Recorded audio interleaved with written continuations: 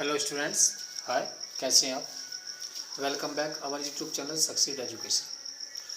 Students देखिए, आज की जो वीडियो मैं भेज रहा हूँ, मैं डाल रहा हूँ, तो ये वीडियो क्वेश्चन आंसर की नहीं है, क्योंकि देखिए अभी तक जो मैंने एक्सरसाइज कराई है, देखिए एक बार मैं इसके फॉर्मूले रिपीट करना चाहता हूँ। एग्जाम के लिए टाइम कम नहीं है, तो सबसे पहली चीज़ है, हम कोई भी एक्सरसाइज करें उससे पहले हमें उसके फॉर्मूले पता होने चाहिए। देखिए मैंने यहाँ पर लिखा है area related to the circle, यानी कि सर्किल का एरिया, सर्किल के क्षेत्रफल से संबंधित जो भी फॉर्मूले हैं मैं आपको वन बाय वन करके यहाँ पर करता हूँ। चलिए स्टार्ट करते हैं। देखिए सर्किल को हिंदी में बोलते हैं वृत्त। ये एक बिंदु को केंद्र मानकर खींचा जाता है, उसको बोलते हैं हम सेंटर पॉइंट, यानी कि वृत्त का केंद्र बिंदु। इसे हम ओ ले लेते हैं। ओके, सेंटर पॉइंट से वृत्त की जितनी भी डायमेंशन, जितनी भी डिस्टेंस होती है उसको बोलते हैं हम रेडियस। क्या बोलते हैं? रेडियस, यानी कि वृत्त की त्रिज्या, रेडियस ऑफ सर्किल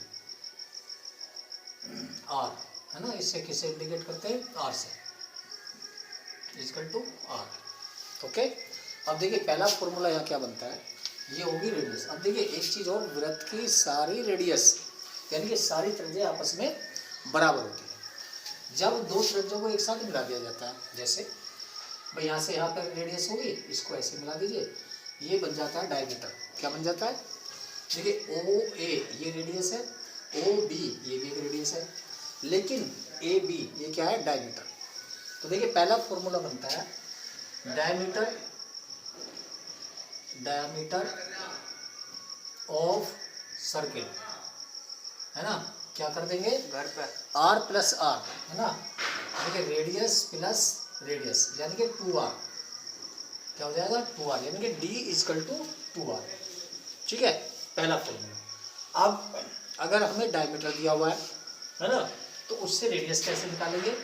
रेडियस निकालने के लिए क्या करेंगे? डायमीटर का आधा कर देंगे। Radius of the circle equal to d upon 2। Okay, diameter का आधा, तो ये तो होगी डायमीटर। अब सर्किल में सबसे पहले आते हैं सरकमफ्रेंस। सरकमफ्रेंस यानी कि परिधि ऑफ द सर्किल, है ना, ये होता है 2 पाई आर। ओके, या एक फॉर्मूला और होता है पाई इंटू डी। देखिए ये पाई, ये डी कहाँ से आया? 2r, यानी कि रेडियस का डबल। कभी कभी ऐसा होता है डायमीटर दिया हुआ है और हमें सरकमफ्रेंस निकालनी होती है, तो उसके लिए हमें रेडियस निकालने की जरूरत नहीं है, सीधा पाई इंटू डी। अब आता है area of circle, pi are square. Okay, area of circle pi are square. देखिए ये जो पाई है, पाई की जो वैल्यू होती है वो 22/7, या पाई की वैल्यू होता है 3.14, है ना। दोनों में से हम क्वेश्चन के अकॉर्डिंग पुट करते हैं। अब इसके बाद आता है, देखिए मैं इसको रफ कर देता हूँ। ओके, ये क्या हो गया? इसे बोलेंगे हम सेमी सर्किल। क्या बोलेंगे? सेमी सर्किल, या हिंदी में बोलेंगे अर्धवृत्त।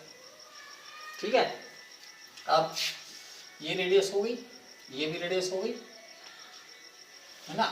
अगर हमें सेमी सर्किल का सरकमफ्रेंस निकालना है तो क्या करेंगे? सरकमफ्रेंस ऑफ सेमी सर्किल, यानी कि अर्धवृत्त। ठीक है, 1/2 सरकमफ्रेंस ऑफ सेमी सर्किल। ये सेमी सर्किल है, तो देखिए ये इसकी सरकमफ्रेंस और प्लस ये वाली चीज, है ना।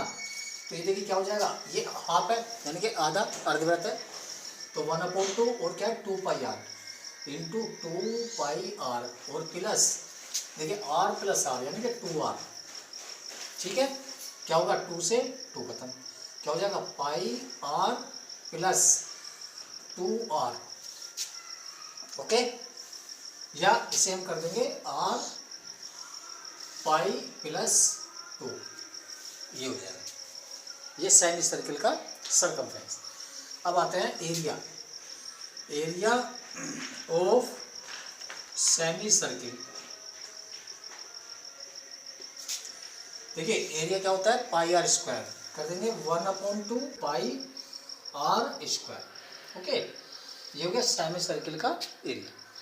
अब देखिए, अब एक चीज़ और आता है, देखिए उसमें क्या होता है, सपोज अपने एक बड़ा सर्किल ले लिया है ना, तो छोटा एक और सर्किल ले लिया, ठीक है। तो देखिए ये संकेंद्री, इन्हें बोलते हैं संकेंद्री, यानी कि एक ही पॉइंट को केंद्र मानकर के दो वृत्त खींचे गए। जैसे भाई ये है, यहाँ से इसकी रेडियस हो गई, इसको ले लीजिए आप स्मॉल आर, ओके, और इसकी रेडियस हो जाएगी आपकी, इसको आप कैपिटल आर ले लीजिए, ठीक है। तो ये जो बीच में ये है एरिया है ना, इसका अगर हम क्षेत्रफल निकालें तो उसके लिए कैसे है, तो देखिए इसको बोलेंगे वलय, क्या बोलते हैं, वलय, एरिया ऑफ, एरिया ऑफ है ना, जो बीच वाला हिस्सा है वलय। तो देखिए इसमें क्या करेंगे, पहले हम बड़े सर्किल का एरिया निकाल देंगे, है ना, क्या हो जाएगा, पाई, अब देखिए बड़े सर्किल की रेडियस क्या है, r, capital r square, minus pi small r square. क्या करेंगे, बड़े सर्किल के एरिया में से छोटे सर्किल के एरिया को माइनस कर देंगे, है ना, या क्या करेंगे, पाई को यहाँ पर कॉमन ले लीजिए, r square minus r square, ये आ गया। अब दूसरी चीज देखिए, यहाँ पर मैंने एक सर्किल ले लिया, ठीक है, ये इसका सेंटर पॉइंट है, ओके, और इसको हमने ऐसे, ये रेडियस हो गई, एक रेडियस ये हो गई, ओके। तो हमने ये वाला जो है, ये चीज़, इसका, इसकी लेंथ निकालनी है, इसको बोलेंगे स्टूडेंट्स आर्क, या हिंदी बोलते हैं चाप। भाई जो इस एंगल पे, ये एंगल है ओ, है ना, तो ये ए, इसको ले लीजिए आप ए, है ना, बी ले लीजिए और इसे सी ले लीजिए। Length of the arc A C B, यानी कि इसकी लेंथ बतानी है, ये कितनी है, इसको निकालने के लिए। तो देखिए लेंथ ऑफ द आर्क, इसको बोलेंगे एल, स्टूडेंट्स एल से इंडिकेट करेंगे, ठीक है। करने के बाद क्या करेंगे, पाई, यानी कि थीटा, देखिए यहाँ पर ये थीटा एंगल होता है, कितना होता है, थीटा, थीटा अपॉन 360, है ना, इंटू 2 पाई आर, क्या, सरकमफ्रेंस, इसकी सरकमफ्रेंस, थीटा, थीटा जो यहाँ पर आएगा 60 है ना, 90 है, कुछ भी है, 120 है, तो थीटा अपॉन 360, क्योंकि ये पूरा क्या होता है 360 का, तो theta upon 360 into 2 pi r, ये इसकी लेंथ निकल जाएगी, चाप की लंबाई, उसे क्या बोलेंगे, चाप की लंबाई। चलिए इसे नोट कर लीजिए, और इससे आगे मैं फॉर्मूले और बताता हूँ। चलिए स्टूडेंट्स देखिए आगे चलते हैं। ये मैंने यहाँ पर एक सर्किल ले लिया, ठीक है, ये इसका सेंटर पॉइंट है, ओके, ये यहाँ से मैंने ये रेडियस कर दी और यहाँ से ये कर दी, ठीक है। तो ये क्या बन गया, इसे बोलेंगे हम स्टूडेंट सेक्टर, और हिंदी में बोलेंगे त्रिज्याखंड, क्या बोलेंगे, त्रिज्याखंड। ये आ गया आपका थीटा, इसको आप बोल लीजिए ए बी, है ना, इसे सी ले लीजिए, ठीक है, ये, तो ये बन गया आपका सेक्टर। अब देखिए इसमें दो होंगे, ये आपका अगर छोटा है तो इसे बोलेंगे हम माइनर सेक्टर, माइनर सेक्टर,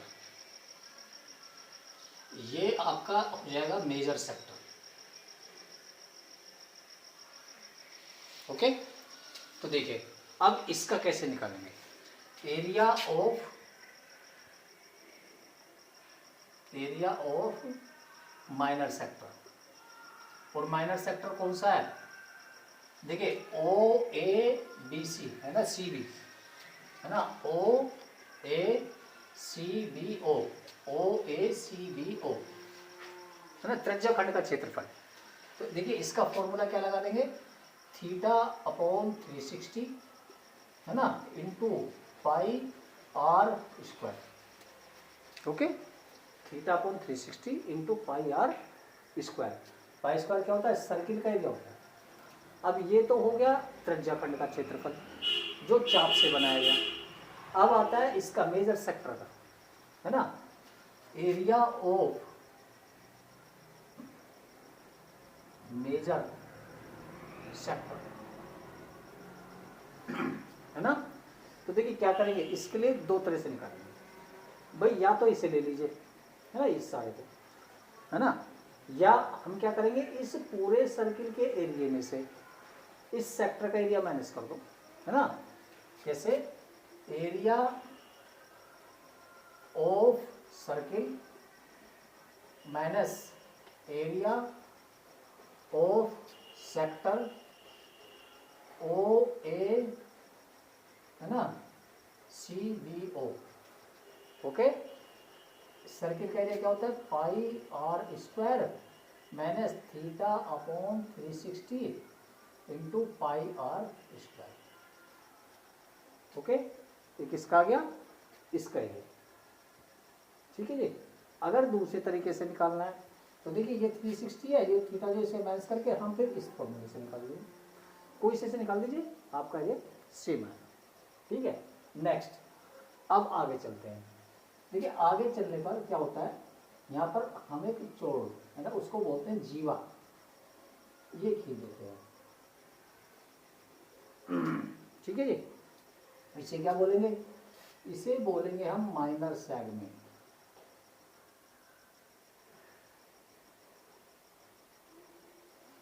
ठीक है जी, इसे बोलेंगे मेजर सेगमेंट। कैसे, लघु वृत्तखंड और दीर्घ वृत्तखंड। अगर हमने इसका एरिया निकालना है, एरिया ऑफ माइनर सेगमेंट, तो देखिए एरिया ऑफ माइनर सेगमेंट, इसको निकालने के लिए क्या करेंगे, देखिए पहले हम पूरे त्रिज्याखंड का एरिया निकालेंगे, है ना। Area of sector O A C B ओ।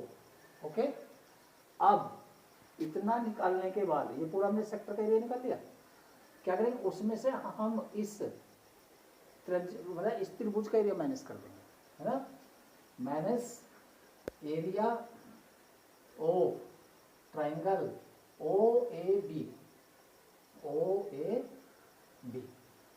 अब देखिए इसे कैसे निकालेंगे, इसका फॉर्मूला क्या है, देखिए सेक्टर का फॉर्मूला तो सिंपल है, जो मैंने ऊपर बताया 3/360 into pi are square. Okay, अब बात आती है ट्राइंगल की। देखिए ट्राइंगल का एरिया हम दो तरह से निकालते हैं। पहला तो ये है कि हम इसकी साइड देख लेते हैं, देखिए ये भी रेडियस होगी, ये भी रेडियस होगी, फिर एंगल चेक करते हैं। लेकिन इतना बड़ा हम इसमें ना करके एक छोटा मैं आपको बताता हूँ, उसके लिए हम क्या करेंगे, यहाँ पर एक फॉर्मूला लगा दें, 1/2 आर स्क्वायर साइन थीटा। ठीक है जी, 1/2 आर स्क्वायर साइन थीटा। ये कैसे करना है आपको, देखिए जो यहाँ पर थीटा की वैल्यू है, भाई आर क्या होगी हमारी रेडियस, है ना, circle, radius of the circle. Theta की वैल्यू जो यहाँ पर है 60 है, 90 है, 120 है, मतलब कुछ भी है, तो उसे हम साइन के साथ में रख देंगे, sine 30, sine 45, sine 60, sine 120, sine 90, यहाँ पर हम रख देंगे। तो हमारे पास क्या आ जाएगा, एरिया ऑफ माइनर सेगमेंट का एरिया निकल करके सामने आ जाएगा। फिर हमें इसको ट्राइंगल को ये देखने की जरूरत नहीं है कि हम इसमें इक्विलेटर का फॉर्मूला लगाए, है ना, या किसी और चीज़ का लगाए, बस सीधा सा ये फॉर्मूला आप लगा दीजिए और इसका एरिया निकल करके सामने आ जाएगा। चलिए अब आते हैं मेजर सेगमेंट की बात करते हैं। एरिया ऑफ मेजर सेगमेंट, ठीक है जी। मेजर सेगमेंट के लिए क्या करेंगे, देखिए ये हमारा मेजर सेगमेंट है ना भाई, क्या करना है, देखिए ये माइनर हो गया है ना, तो हम क्या करेंगे पूरे एरिया में से, यानी कि area of circle, area of circle minus, है ना, इन दोनों के एरिया को माइनस कर देंगे, तो क्या हो जाएगा minus area of minor segment. Okay, अब ये तो आपके आगे सर्किल वाले, अब आते हैं प्लेन, है ना, जो हमारे जैसे ट्राइंगल हो गया, है ना, स्क्वायर हो गया, रेक्टेंगल हो गया, है ना। चलिए ट्राइंगल में लेते हैं, सबसे पहले देखिए ट्राइंगल में लेते हैं, सबसे पहले आता है equilateral triangle, area of equilateral triangle.